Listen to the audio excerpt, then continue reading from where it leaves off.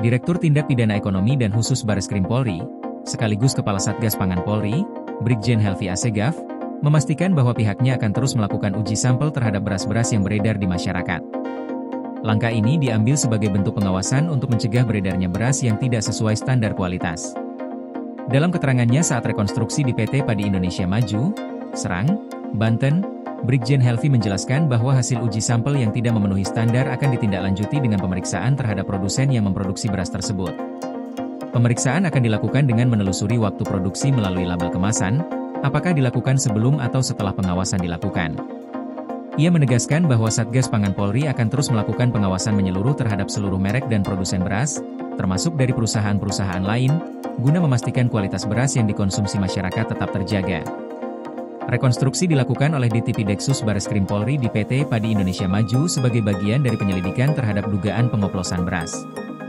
Dalam rekonstruksi itu, masih ditemukan butiran beras pecah atau menir dalam proses produksi beras premium.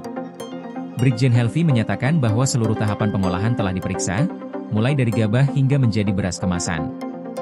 Meskipun jumlah menir yang ditemukan tergolong kecil, namun temuan ini tetap menjadi bahan evaluasi bagi pihak pabrik agar meningkatkan sistem penyaringan, sehingga butiran menir tidak lagi masuk ke dalam produk jadi yang akan dijual ke masyarakat.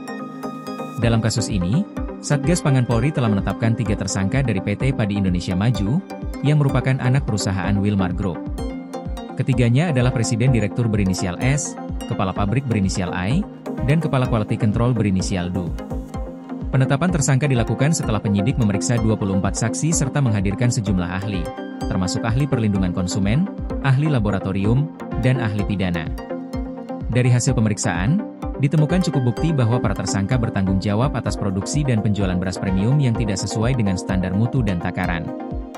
Adapun merek-merek beras premium yang diproduksi oleh PT Padi Indonesia Maju diantaranya adalah Fortune, Sania, Sip, dan Sofia. KPK menegaskan bahwa proses hukum akan terus berlanjut demi menjaga perlindungan konsumen dan kualitas pangan nasional. PLN UIPS BU lakukan sosialisasi besaran kompensasi ROW jaringan 150 kafe Blampidi Tapak Tuan guna hadirkan listrik untuk rakyat. UP2B Kaltimra, pastikan keandalan listrik untuk rakyat melalui strategi operasi adaptif dan skema pertahanan sistem.